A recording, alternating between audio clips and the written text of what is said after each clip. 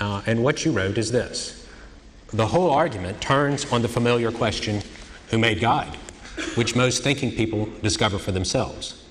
A designer God cannot be used to explain organized complexity, because any God capable of designing anything would have to be complex enough to demand the same kind of explanation in his own right.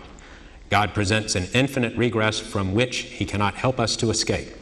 This argument, as I shall show in the next chapter, demonstrates that God, though not technically disprovable, is very, very improbable indeed. John mentioned in the answer to the previous question the idea of the physical constants being finely tuned. And it's quite true that many scientists, many physicists maintain that the physical constants, the half dozen or so numbers that physicists have to simply assume in order to derive the rest of their understanding, just have to be assumed. You can't provide a rationale for why those numbers are there. And physicists have calculated that if any of these numbers was a little bit different, the universe as we know it wouldn't exist. We wouldn't be here. The universe would perhaps have fizzled out in the first yoctosecond, and so we wouldn't be here, or other things would have gone wrong. It's tempting, once again, to import the easy, facile idea of a designer and to say that the designer twiddled the knobs of the universe at the Big Bang and got them exactly right, got the gravitational constant right, got the strong force right, the weak force right, and so on. But it seems to me to be manifestly obvious that that is a futile kind of explanation because, as the quotation says, who designed the designer? You have explained precisely nothing, because instead of just saying, oh, well, the knobs were tuned to the right values anyway, you say, oh, there was a God who knew how to tune the knobs to the right values. Dr. Lennox. The anthropic principle, as you stated, Richard, I think is a complete truism. Of course, we have to be on such and such a kind of planet of the kind that we could appear on. That does not answer the question how we came to exist on it. And I fear I have to disagree with you on Darwinism. Darwinism does not explain life. It may explain certain things about what happens when you've got life. But evolution assumes the existence of a mutating replicator. It does not explain how that replicator came to exist in the first place. Now, that's a major discussion. I want to address the who designed the designer question, because it's the old schoolboy question, who created God? I'm actually very surprised to find it as a central argument in your book, because it assumes that God is created. And I'm not surprised, therefore, that you call the book The God Delusion, because created gods are by definition a delusion. Now, I know, and I ought to explain, that Richard doesn't like people who say to him that they don't believe in the God he doesn't believe in. But I think that this is possibly touching a sore spot, because you leave yourself wide open to the charge. After all, you are arguing that God is a delusion. And in order to weigh your argument, I said that it is you who's arguing that God is a delusion. Oh, sorry. All right. And in order to weigh that argument, I need to know what you mean by God. And if you say, if there is a God, you have to ask who created God, that means that you're reduced to thinking about created gods. Well, none of us believe in created gods, Jews, Muslims, or Christians.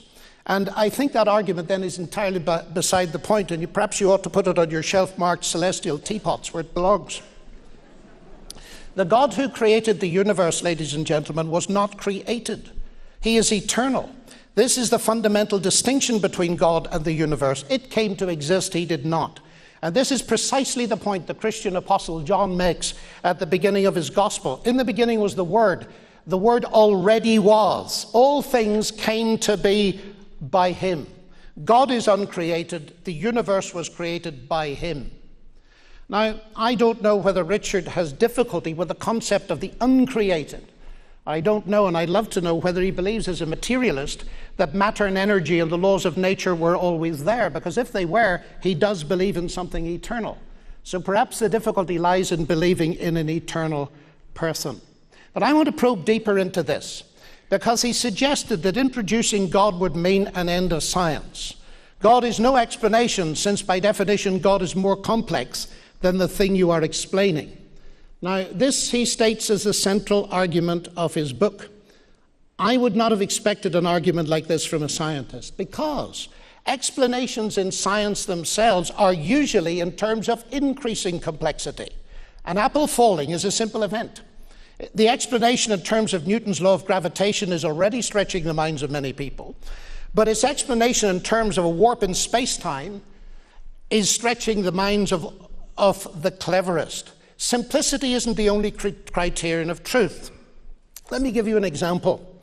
Suppose you're an archaeologist, and I'm exploring a cave with you, and you're a Chinese expert, and on this cave you see 2 scratches. And you say, human intelligence, and I say, pardon, they're just 2 scratches. And you say, but those are the Chinese character run, which means a human being. But I say, look, Richard, that's no explanation at all. You're postulating something as complex as a human brain to explain 2 scratches. That means that your explanation is more complex than the thing you're explaining. That's no explanation at all. Now, it seems to me that's exactly what you're saying in your book.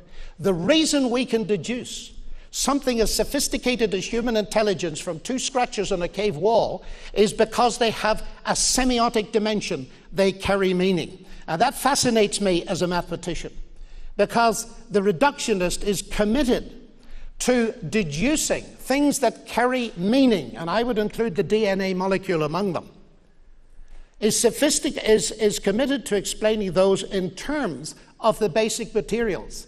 But as was pointed out a long time ago by a Nobel Prize winner, Roger Sperry, the meaning of the message is not going to be found in the physics and chemistry of the paper and ink. And it fascinated me too to see that you approved in your book of the physicists looking for a TOE, a theory of everything. But that's a theory where the buck stops.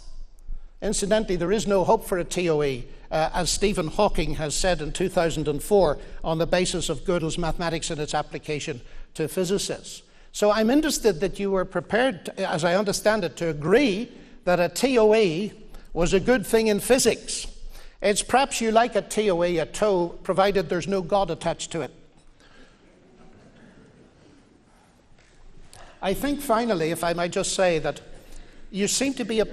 Oh, my time's up. Okay, I'll stop.